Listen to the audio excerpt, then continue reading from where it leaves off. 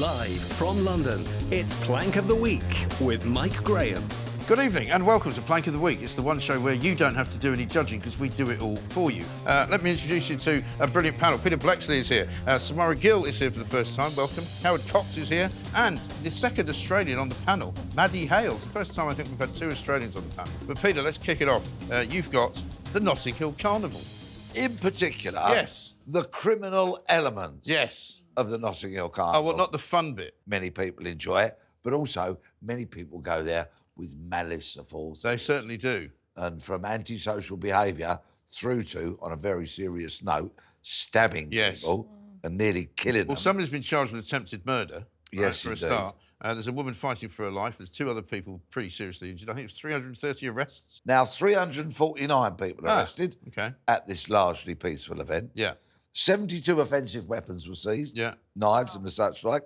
53 attacks on emergency workers. Yeah. Predominantly the police. Right. All going to work. That gets you fast-track justice straight into prison now, doesn't it? Ah, well, if only. Yeah. If only. Not in this case. No. No. 13 sexual offences, and as we've mentioned, a total of 8 stabbings, which is the same number as last year, unfortunately.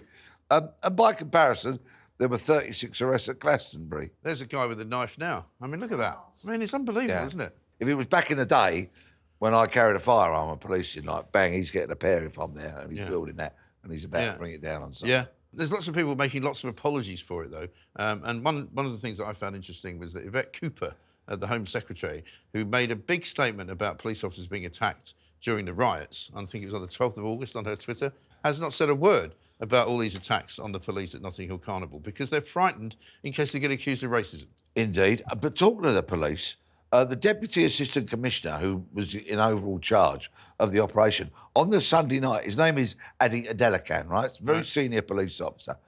He actually turned around and said, like, are we going to put up with this every year? Right. Are we going to have the same levels of violence? Are we going to find this acceptable? He said they were getting tired of it, didn't he? Yeah, and he was really strong with his wording, as opposed to the commander, an officer that sits just beneath him, who said it was a privilege to police the event. Absolutely. You know? And Peter, I think you'll realise that the wonderful Police and Crime Commissioner, my good friend Sadiq Khan, has come out with a wonderful tweet saying what a wonderful celebration of diversity and all those sorts of things. Not one comment about the... Nothing to do with the criminality. Nothing about the crime. Yeah, I bet he didn't go to hospital and visit the victims. Didn't sit by their bedsides and say, we'll do something about this. Right. And I believe they could. I'm not somebody who wants to cancel it or anything daft like that. No, just move but I it. think Put it Hyde in Hyde Park, Park. just round the corner, you know, you can still have the elements of procession. You can have bridleways, gated roads. you know, access. You can have ticketed access. Because it looks dangerous to me as well. Have it as a ticketed event. So, I mean, you live in Notting Hill, right? Before we came on air, I was saying that I live in Notting Hill and I went away purely to not be there for it because I heard so many horror stories. Yeah. Mike's producer, Chuck, texted me saying I nearly got stabbed when I was there once. Right. So that was enough to send me running. Well, this is the thing. Yeah, one of my kids wanted to go and I was like, no, I don't think it's safe. Because the problem is the violence is really random. Because it can happen in the middle of the day. The stabbing, which resulted in an attempted murder charge, happened on Family Day. If this happens every year, then what are the changes that they make to reduce the stabbings if there's still 8 from 8? Well, the only way to change it is to change the way that it's organised and probably to move it to a different location, like we said, where you could actually have a security arch that you have to walk through in order to... But the trouble is there's so many access points where they can get to wherever they want to go. And it's so crowded that people can stab other people and never get caught because the police can't get through the crowd. Apparently there's 1 million people attended. How many police? 7,000. So 1,000 more that were put on standby for the riots. Yeah. Well, I'll tell you why nothing's going to change. First of all, we're being gaslit by the Mayor of London. The Labour Party is also gaslighting us. Nothing is going to change under the current political system because they are telling us that everything's absolutely fine. Yeah. And if you have any problem with it, you're a racist, you're a bigot. Yeah. This is something charged towards the others. It's a cultural event. Exactly. Oh, it's a cultural celebration. So that's okay. Celebration, not even an event.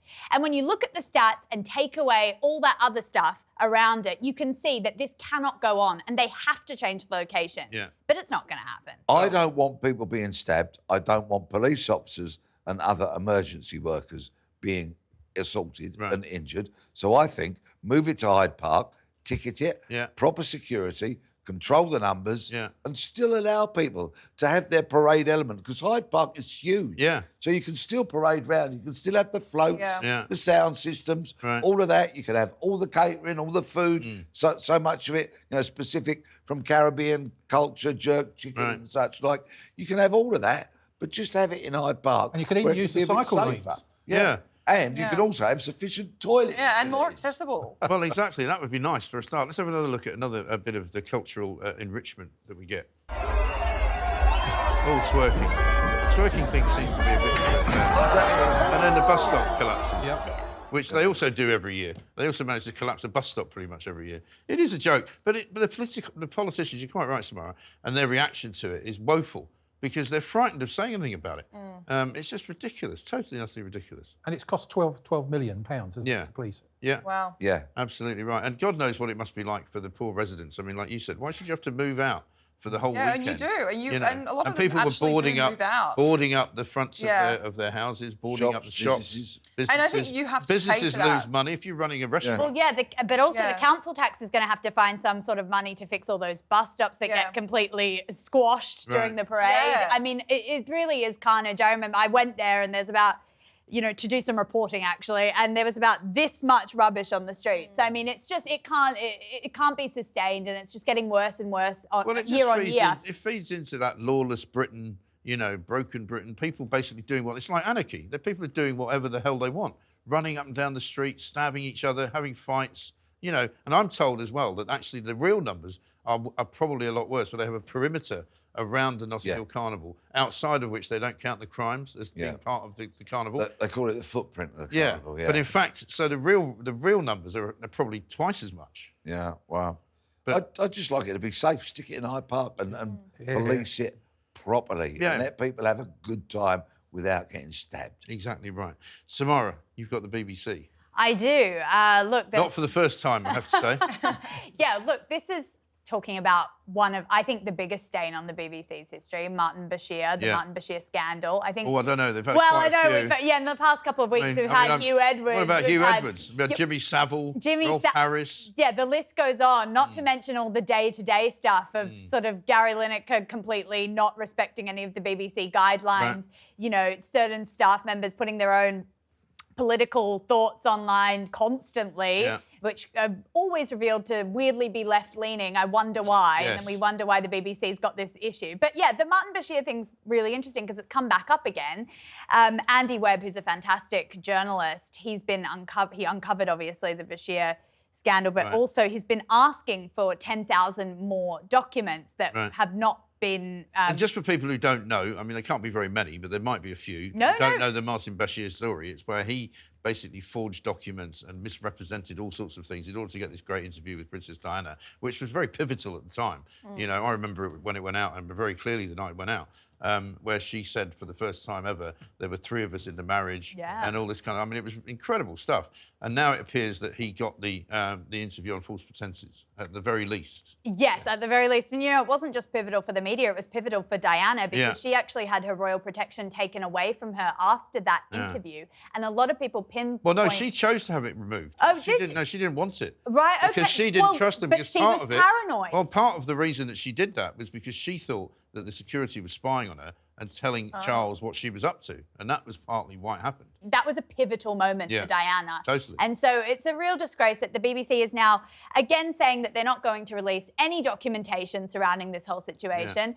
And they're not giving us what we want. I mean, it's a publicly funded resource. Can we ask for much more? All we want is the information to be public. We're paying taxpayer dollars for this. But they're so secretive about everything. We've got Tim Davie, who's the Director General, talking about it. Here we go.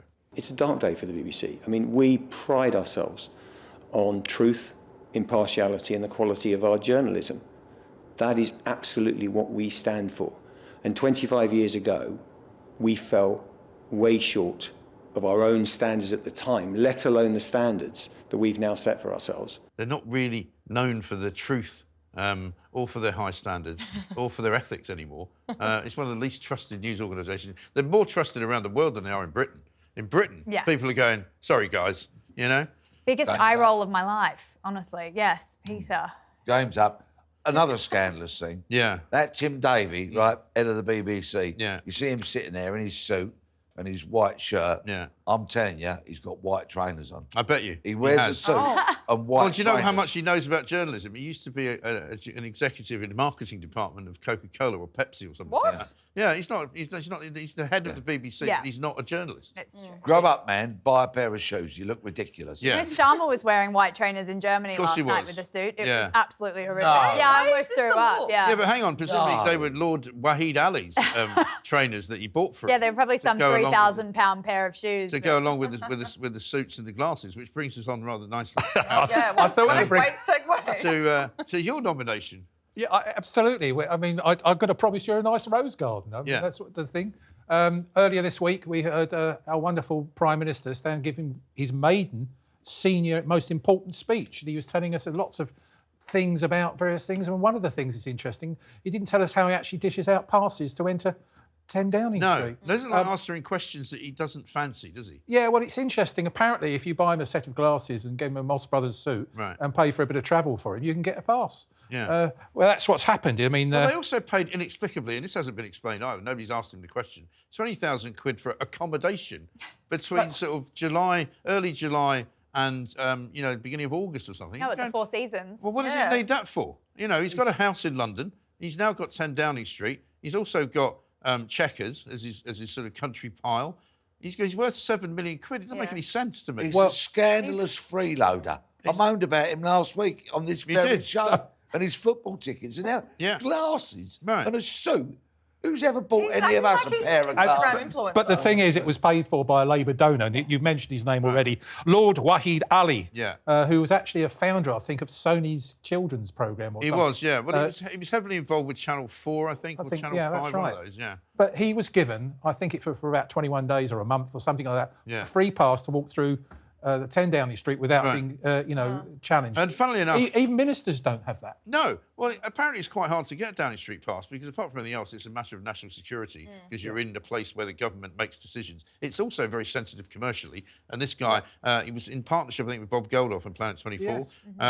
And he could be listening to all sorts of commercially sensitive information that could then make him a fortune on the stock market, 100%. which is why they don't give it to people, you know. And the fact is that Keir Starmer has, this is a couple of times it's happened now.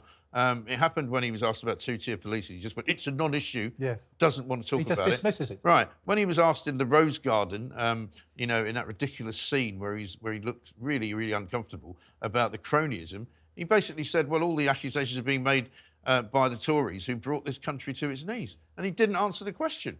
Well, he's hypocritical beyond belief because he was talking about the Cape Gate and all the other things that happened, the parties. He was talking about what was happening there. And he's just given a pass for something for money. Yeah. He's basically been bribed. It's it's a bribery. Yeah. Well, Have you listened to the fake sincerity as he speaks? Oh, yes. He's clearly had some amateur dramatics training from somebody like, from the village hall. And it's absolutely I find him intensely irritating. Dreadful. Yeah. It's so fake when he's layering on the depth and the emotion. He thinks he's being Churchillian. He's speaking like a He's got a lot- pastor who's been at the helm of the church for about 50 years. And all this cobbler's about service, you know. Oh, don't. Bringing back the garden. Somebody obviously said to him, this will be great, because this is where they had all the parties when Boris Johnson was in charge. Right? And he referenced that. So we're not going to do that. We're going to give it back to the people.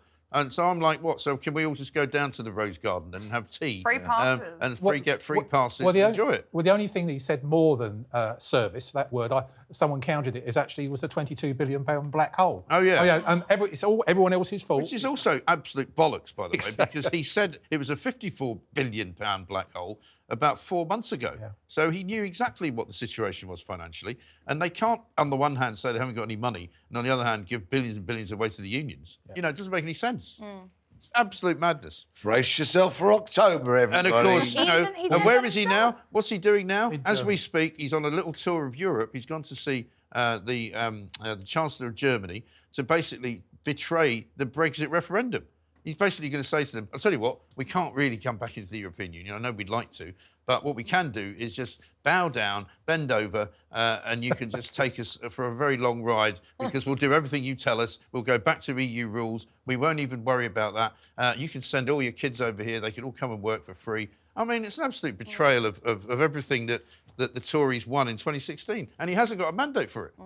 Well, I hope you've got enough Plank of the Week rewards because he's going to be nominated for a long time. Well, he was nominated last week by Peter, and I think he's going to get a nomination every single week. Exactly. I mean, we're a bit top-heavy with Labour MPs. Taking over from Sadiq Last Khan. week, we had about 8 Labour MPs out of 10 planks. I mean, it's unbelievable. Anyway, Maddie, over to you. The Church of England. I'm nominating the Church of England because their net zero 2030 target has meant that worshippers won't be given heating in churches. Right. They will be given blankets. And obviously this affects... Blankets. So in the dead of winter, when it's absolutely freezing outside in England, churchgoers who want to, find faith in church with their loved ones won't be given any heating because it's apparently economically not viable. Oh, yeah. We'll have to sit there with blankets, and that does include the homeless that shelter in our churches at night. Right. And also for the poor pensioners who are going to have their winter fuel payments withdrawn, you might think they might go there to warm up a bit. But of course, no. But it's all driven, of course, by Justin Welby, the Archbishop of Wokebury, as I call him, who believes that the church has to do more about climate change. Have a look at this. I think what the Earth is saying, and we've seen that especially over the last couple of years, it's an agonised cry of pain. I can't breathe. And the problem is, if the Earth can't breathe, we can't breathe. He doesn't only get God talking to him, but he gets the Earth talking to him. And the Earth is telling him, in agonising pain, that it's dying.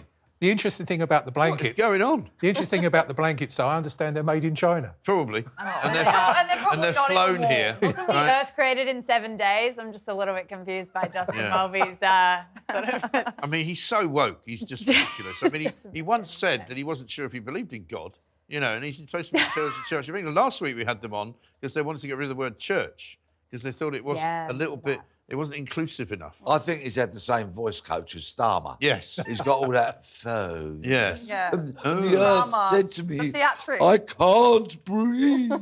Yeah.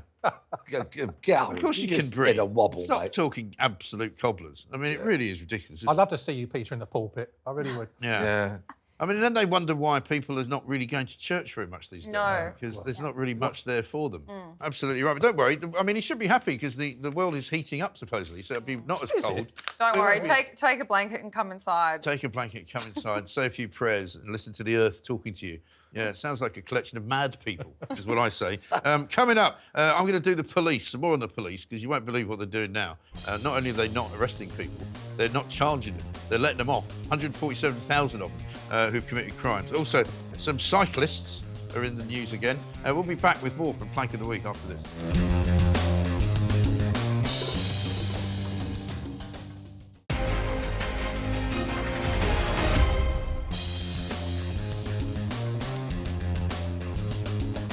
Welcome back to Plank of the Week. We've already got some pretty strong nominations, and I'm going to come in with mine now. And this is just the police in general. I mean, normally we'd have the West Midlands Police or the Metropolitan Police, but this is kind of overall all the police, really, in England and Wales. Because according to a story in one of the papers this week, it was Telegraph, I think, the police are increasingly letting knife and sex offenders escape prosecution if they say they're sorry, right? So I'll just let you sort of, take that in. So sex offenders who have committed, quite often some pretty ghastly crimes are being told that they can have some kind of resolution, a community resolution, so that not only do they not actually have the possibility of going to jail, they don't even have a criminal record. So you can commit a sex offence, not have a criminal record, commit another sex offence, and just keep committing them, and nobody will ever know that you're a criminal. So just by saying sorry. You can get hired in a school, you can get hired to work in a security company, and people will never know what you've done. And the numbers are incredible, right? 147,000 people in the past year have been let off crimes which include sex crimes, violence and weapons possessions, given community resolutions. That's in 1 year alone. But you know this is the lunacy of the senior police officer. Yeah.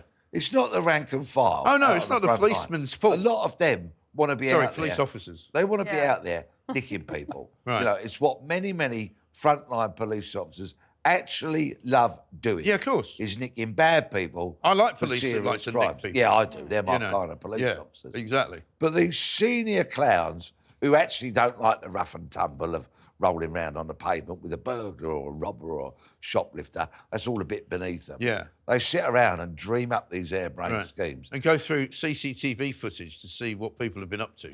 To please their political masters. Yeah. Because the political masters are saying to the police, we've got no prison spaces, so don't lock people up. They are telling their front line, I was witness to this at a briefing about a month ago with the police when I was there, and they were saying, look, unless you really have to, don't nick people. And it's all the senior ranks who are just trying to curry favour with politicians and just say anything other than... Yeah, but again, this is partly being driven by the fact that there's no room in the prisons. You know, this week we saw them actually telling us that the prison population has got so little space in it, there's only 100 spaces, right? Yeah. 2 days later, it was down to 80. Right? 79. And then it will go 79. Oh, we let somebody out. Good. Go back up to 80. Fantastic. You know, we could lock a few people up. But the numbers are quite staggering, right?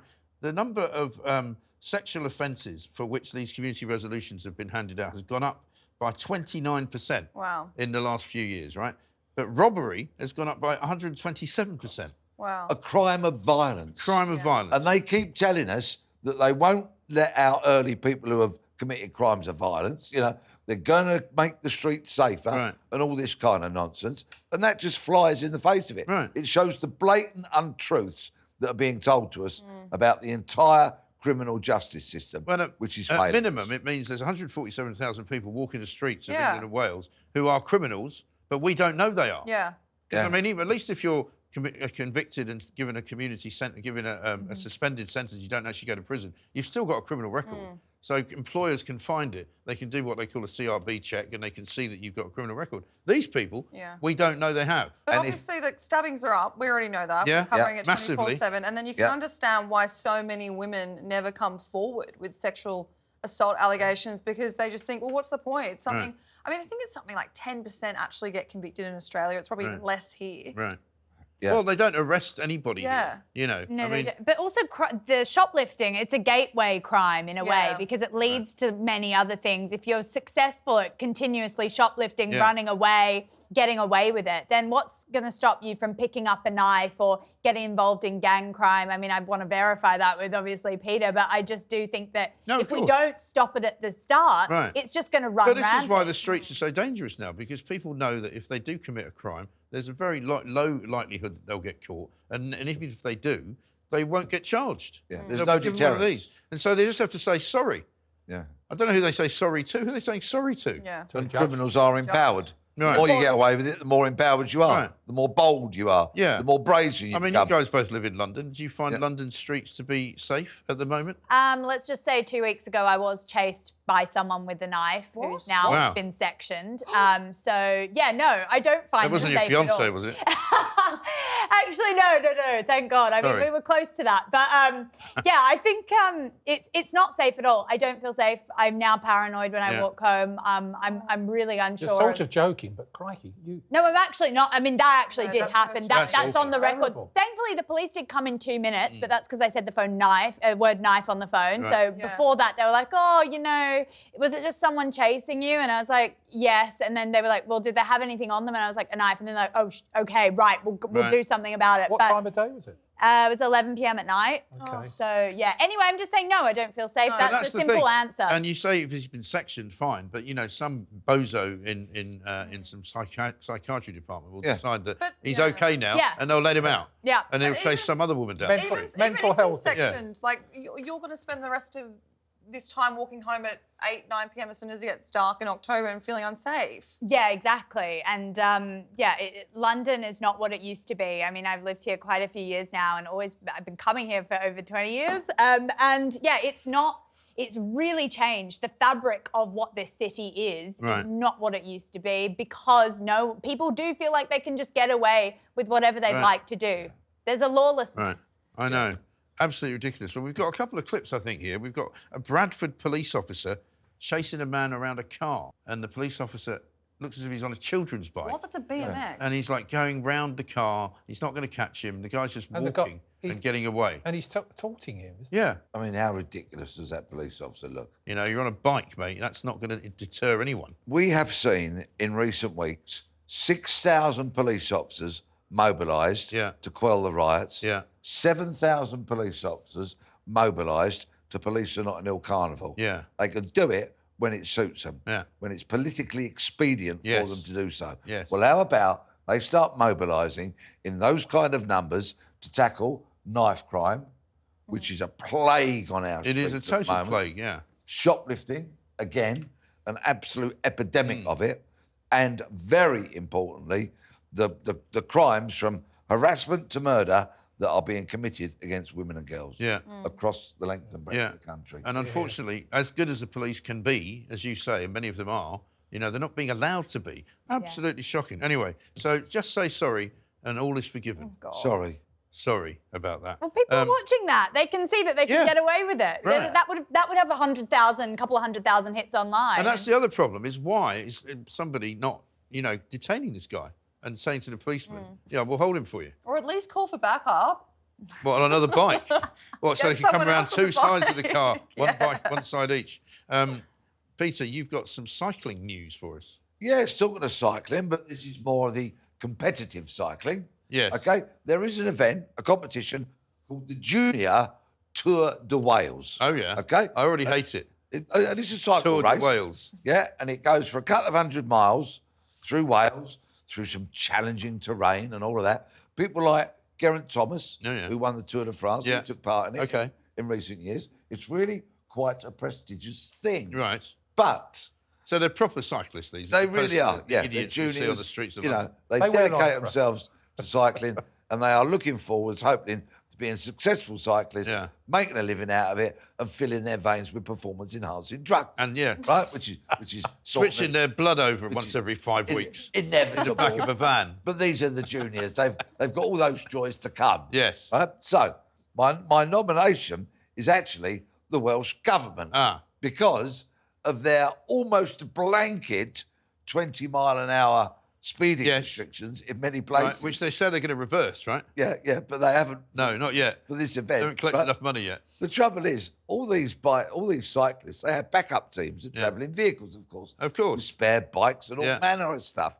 See, I've always thought that was cheating, because if you're on a bicycle and you get a puncture, you shouldn't have some team of people behind you in a BMW who just get off and give you a new wheel and suddenly it's like Formula One. They should have to get off, get the old, the kit you used to have as a kid, get the puncture repair kit out, put it through the water to see where the puncture is, bubbles and all that, fix it. You're going to do all that. You don't slow them down a bit. Well, they don't. But anyway, these backup vehicles, right, would need to travel at speeds in excess of 20 miles an hour. Because the cyclists are going faster than that, right? Yes, but they can't do it because of the 20-mile-an-hour speed restrictions in Wales. So they've had to reroute it hugely, which takes out some very landmark climb, which is all part of the, the challenge of it all. Because presumably, if the support team are going at less than 20 miles an hour, they'll never catch up with them. No, the bikes will be miles ahead. Right.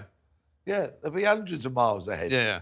So they've had to reroute it all. And there's a lot of people who are not very happy, including landlords of pubs, where sometimes there's a stop in the race, and they get loads of business out of it and all that kind of stuff. So due to their 20-mile-an-hour speed restrictions that the Welsh Government have imposed, the Tour de Wales has had to be rerouted. So they're my nomination. Absolutely ridiculous. We've got a famous clip, I think, for you of somebody who's rather inventive in Wales who decided to sort of soup up a mobility scooter. Have a look at this. And he decided to overtake the traffic. Oh my God. It's going on. Because he can't be prosecuted because he hasn't got a licence plate, so they'll never be able to give him a ticket. I mean, this is the problem with cyclists in London as well. Cyclists in London generally drive faster than the cars. You know, of course, with all you that see all traffic. those, and you see all those signs that say "Do not overtake cyclists." Yeah. And I mean, well, good luck trying. And our wonderful new Transport Minister, Louise Haigh, is going to be introducing more 20-mile-an-hour right across the country. God, that's the idiot who did the deal with ASLEF, isn't it? That's correct. Where she said to them, don't worry, we're going to give you everything you want. And then they announced that they were going to go back on strike, even though they got a load of money. Yep.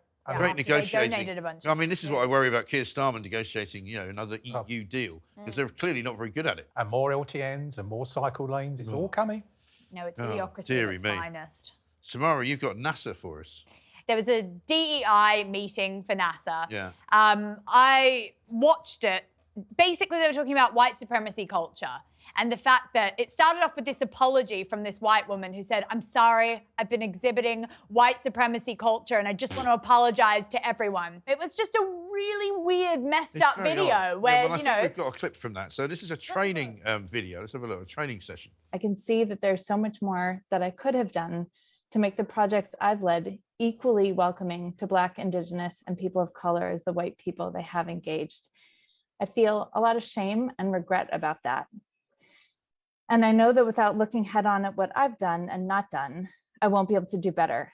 So I'm looking forward to today's event and to this whole series as steps in my personal and professional journey to make my work more anti-racist and therefore more effective in reaching my aspiration. As James Whale would say, what a shower of rubbish. I mean, for God's sake. And also, what's her job, by the way? Does anybody know? I mean, what does she do? Probably DI. Officer. I think she was made to say that to the camera. It sounded like there was a gun to her head behind that camera and she was sort of being held hostage. It was hostage video vibes. I mean, it's interesting because DEI in the United States... I feel shame. Well, in the United States, it's not even like... I was looking at some quick stats and, you know, Asian Americans are the top earners in America. It's not really like they have a massive diversity, equity, inclusion. No. Even here, it's Indian families that have the most household income per capita in the UK. So it's not like these countries have massive inclusion issues. No. I mean, it's all just sort of typical rubble. It's cooked up by what we used to call the Business Interruption Department, which is human resources, because they got nothing else to do. Yeah, exactly. So they're like, I know, let's get some DEI investigations undergo, and let's tell everybody that they're suffering from white supremacy. Don't they have 2 astronauts missing? Eh? Don't they have 2 astronauts currently missing? Well, yeah, they're stuck in space. I think Elon Musk's going to rescue them. Maybe they won't let him do I would be focusing on that. Yeah. Yeah. You see, so if they're running out of food, right, these guys are worried about whether or not they feel shame. if being punctual is an act of white supremacy, and NASA are saying that, that's a big problem. Yeah. Because you imagine when they're counting down a rocket, you know what I mean? Oh, yeah. 10, 9, 8, and there's some astronaut like sauntering up there. They'll delay it, you know. No need to be on white time. supremacist scum. How dare you count down to 1? Yeah, exactly. That's a shocking thing. I'll get on that rocket when I want to get on that rocket. Yeah. You're oppressing me, man. No, it's white supremacy culture. Apparently also progress is bigger and more is another white supremacy thing. So, NASA, maybe try and get those 2 astronauts out of the air first and then talk about it. I don't know. I don't remember when white supremacy was talked about in the way that it is now. I mean, white supremacy to me used to be things like the KKK in America. It took off after BLM. I think that was just the main thing. It was as soon as Antifa and as soon as everything was about that period in the summer of 2020, it's just all from there. I know, but it's nonsense. It's it's part of this language that we've had to change to make into something that doesn't exist. So I pride myself on my punctuality, and I like reading books. So clearly, I'm a white supremacist. Yeah. You better go and do this course. Standards. Yeah. And, understand why you should feel shame. Yeah. Sorry. Again. Sorry, Peter. Sorry, I didn't mean it. Can you not just say sorry and go, look, sorry. I'm sorry, you might get out of prison that way. I'm sorry, white supremacist. Sorry. Anyway, right, coming up, we're going to do something about Facebook. Somebody should. And also, we're going to go to a Paralympic athlete, a former Paralympic athlete, who had a bit of a problem with one of the railway companies right here in Britain. It's all coming up next on Plank of the Week.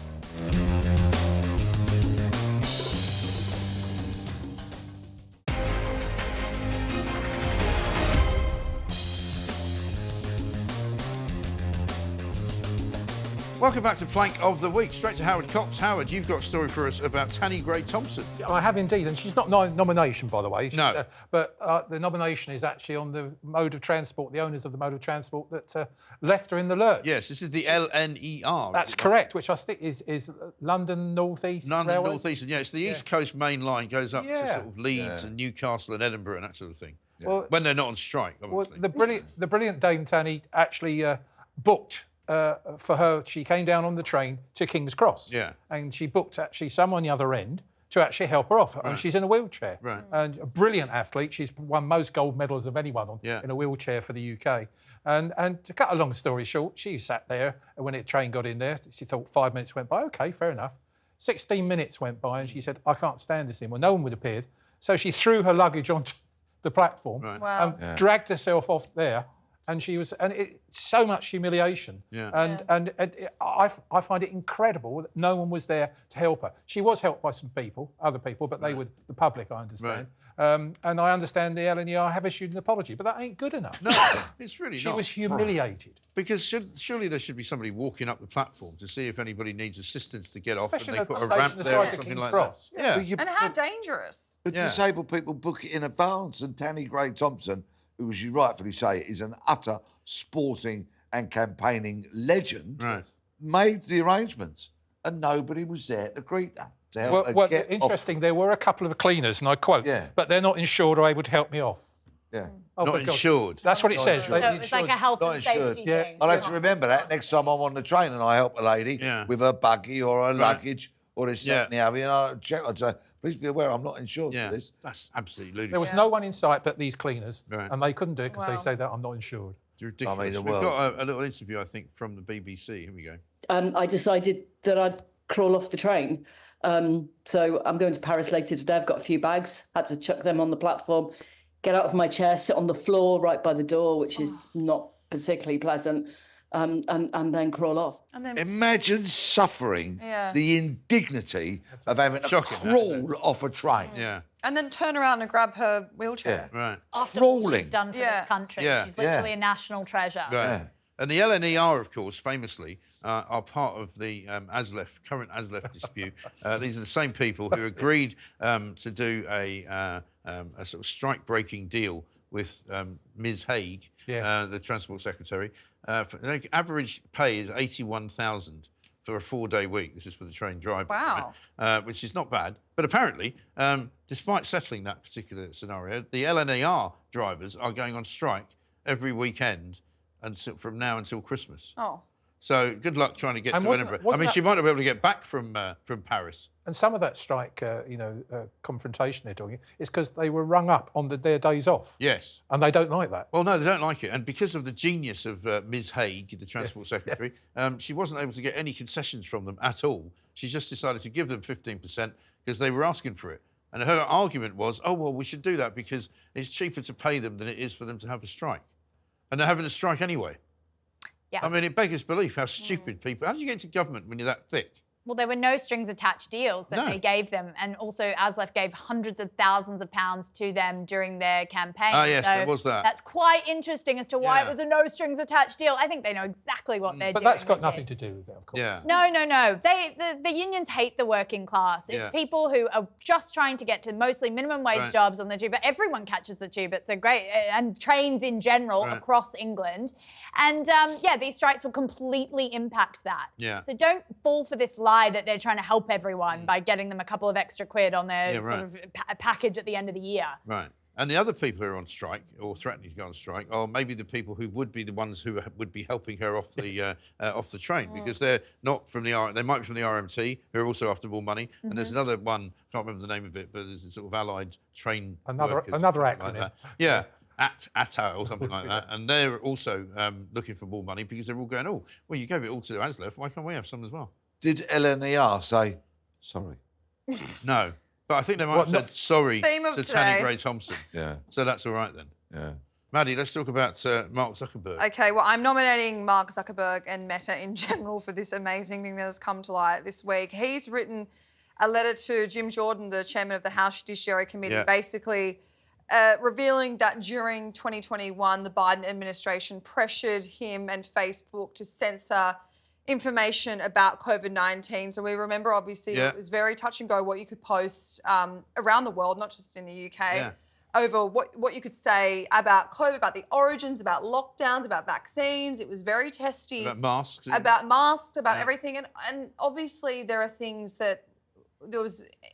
examples of misinformation that should have been censored, but majority, we now live in hindsight where we have the opportunity to learn from this, which is what he's saying. Yeah, but you don't want to censor anything. These are social media organisations that are not supposed to censor anything. Yeah. You might not like something that gets put out. But unless it's like very hateful, commentary that is just not necessary. But this is that's even hard to decide. Yeah, but that's the trouble, isn't it? Exactly. You can't make rules around this stuff. I mean, you can ban people from Twitter, you can maybe ban people from Facebook, but it doesn't happen very often. And if you look at some of the stuff that you can see on Facebook, and it's been reported quite regularly that you can see some pretty horrible videos that people post. You can see like terrorist organisations on there. Exactly. You know, and yet if you say, child pornography. I'm not sure I believe that wearing a mask is actually going to do me any good, they take it down. Yeah. It's mad. Well, I think that the good thing that came to light out of that scandal is that it does bring that into conversation where you're saying, well, what, you're okay to censor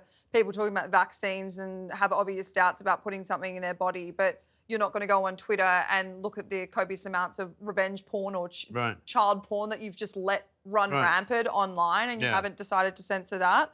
So he's admitted that the Biden administration asked them, pressured them to do so. And he said, look, it ended up coming down to us and we caved. We shouldn't have. Right. But so that's my nomination. But the other thing I wanted to nominate from the letter, which still I'm nominating Mark Zuckerberg, is that he admitted that, we did censor the Hunter Biden laptop story in October. Because the FBI asked them to do that. 2020. The FBI did. Right. But funnily enough, Mike, you know, when they're investigating Hunter Biden at the start of the year, you've got an IRS whistleblower, Gary Shapler, who's been running the investigation into Hunter Biden's tax fraud.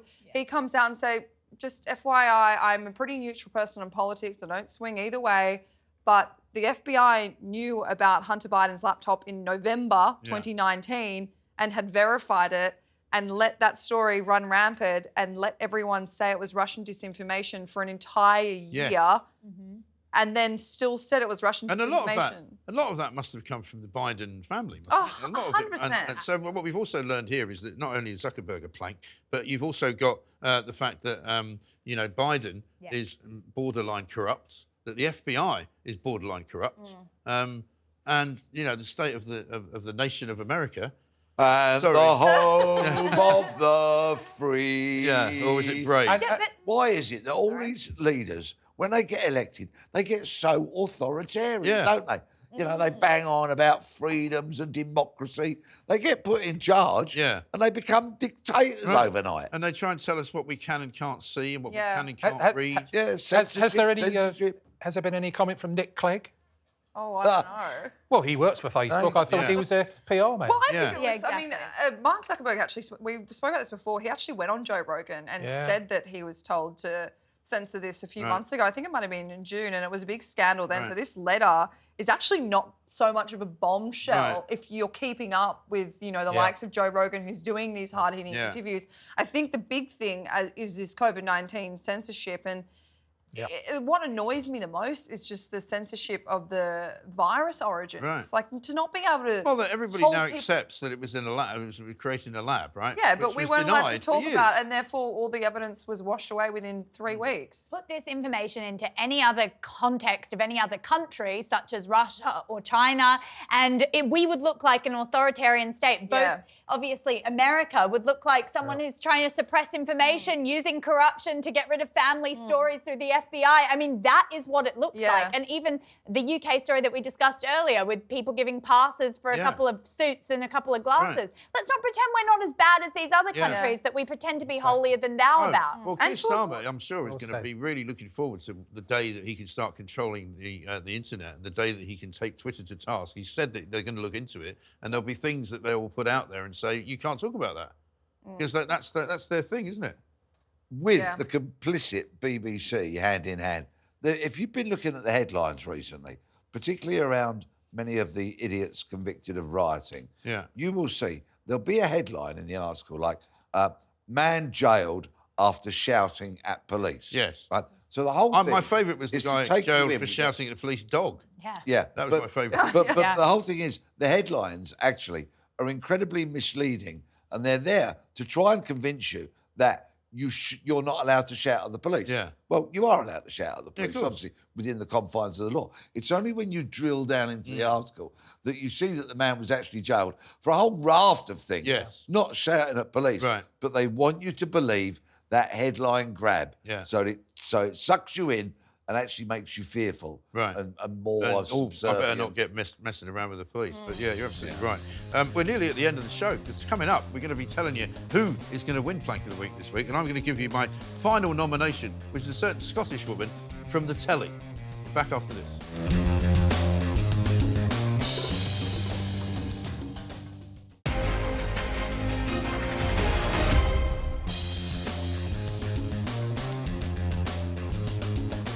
Welcome back to Plank of the Week. We are very nearly at the final furlong, but before we go, we've got one more nomination, and it is the one and only Ms. Lorraine Kelly from ITV. Now, Lorraine Kelly's been in the news for a long time. She's been in the business for a long time, been on TV for yonks, and, you know, some people love her, some people don't like her quite so much, some people hate her, but she popped up, I think it was on Times Radio, actually, this week, talking about a recent trip she made to Europe.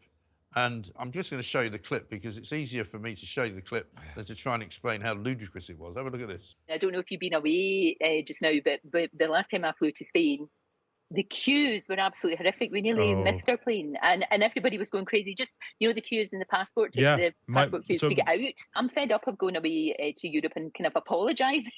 You know, even just like you feel embarrassed. We nearly missed our flight because we had all this, and it's this kind of segregation, and you feel like some kind of like Untermenschen, you know, that you're standing in this other queue for ages, and then you have to go up to a different place to get your passport looked at and all the rest of it, and it's just awful, and it's going backwards. Now, I don't know what you know about the word Untermensch, but Untermensch is a word that was used during Nazi times to describe gypsies, Jews, other, you know, what they thought of as lesser races who were deserving of going through the gas chambers in a concentration camp.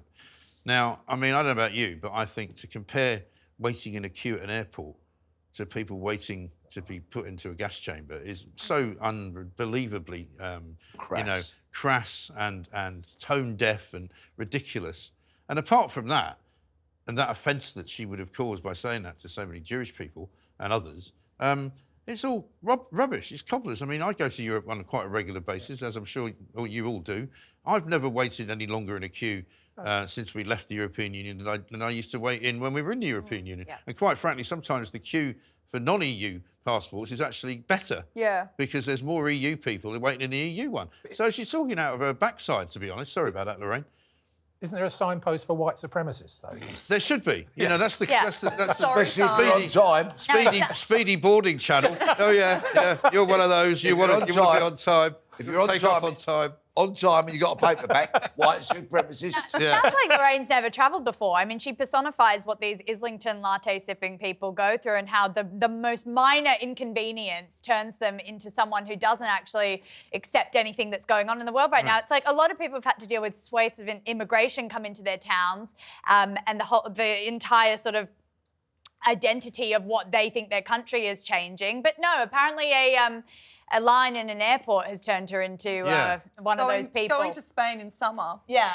God forbid. I'm getting fed up going abroad, you know. I mean, somebody posted, lots of people, obviously, as they always do now, reacted on Twitter when that went out on Twitter. Yeah. And people sent in, you know, pictures of what it's like to arrive in LAX, you know, if you've got a British passport, or anywhere in America, frankly. And it's like, wait till she finds out what it's like when you go to America. Yeah. You know, absolutely unbelievable. Just as bad. Well, it's worse. I mean, I've waited in queues at immigration in America for like an hour and a half. Yeah. As soon as you get there, and you've had a long flight, and that's not really. But you don't start slagging off your own country and say it's the government's fault that we haven't got some better deal than this. Well, you paupers. Yes. If, like me, you had a private jet, you wouldn't have to worry about all that kind of stuff. Yes, exactly right. So I have no sympathy for you. No. Go and enjoy your queues. I know. It is absolutely ridiculous, though, isn't it, that these Remainers, and they're all getting up on their hind legs now because they think Keir Starmer's taking us back in. It's going to be great. You know, we can't wait. And, you know, there's no real advantage to being in the European Union in terms of travelling. And if that was the only advantage, that you could just walk through without anybody stamping your passport, they take just as long to look at it as they do to stamp it. Yeah. Nothing's changed. I have felt like I'm obviously not in the UK line. I've been in the, you know, the other continents line. Right. And I feel like I go swiftly through. Yeah. Well, most people do, depending on the airport and how well run it is. She was probably taking one of those cheaper budget flights or any sort of flight that she now complains about people, you know, who take too many flights and it's not carbon neutral. So she really personifies the people that I really dislike. Yes, I think so. Well, it's time to make up my mind. And that was a little alarm that went off on your phone there. I don't know if that's not my phone. Oh, isn't it? No. What's it doing there then? I'm a consummate broadcast professional. Excellent. I don't even bring my phone on. I thought it was the woke alarm that you had there. I've no idea. I'm wondering if we should do the Notting Hill Carnival just because it's that kind of week, you know? I mean, I could quite happily do Keir Starmer, but we did David Lammy last week. I think that yes. What? The Notting Hill Carnival? No. Or you like the police? Sorry, it's the sorry one. The sorry, the sorry one. Well, I mean, that's good too. Oh, sorry. I like Notting Hill Carnival. Sorry, but Notting Hill Carnival is kind of in this week of all weeks. It is timely. And we won't do it next week, and we won't do it again until this time next year. You're right, Mike. So, you know, we could do the police every week, frankly, with something idiotic they do. It's up to you, Mike. Sorry. Sorry, sorry. I'm not going to give it to the sorry. Sorry. Also, I get it in the neck if I keep giving my own. And David Bowie was my nomination last week, so I'm sorry. I'm sorry, but I'm going to make it a Notting Hill Carnival. So Notting Hill Carnival, included with Sadiq Khan and everybody who won't criticise what goes on there. Plank of the week. Please, by the time we get here this time next year, can you move it to Hyde Park? And it would be a lot simpler, wouldn't it? Yeah. Sorry. Thank you to all of you. Samara, thanks for being here for the first time. Thanks to Maddie. Thanks to Howard. Thanks to Peter. And we'll be back same time next week with Plank of the Week. Sorry. Peter?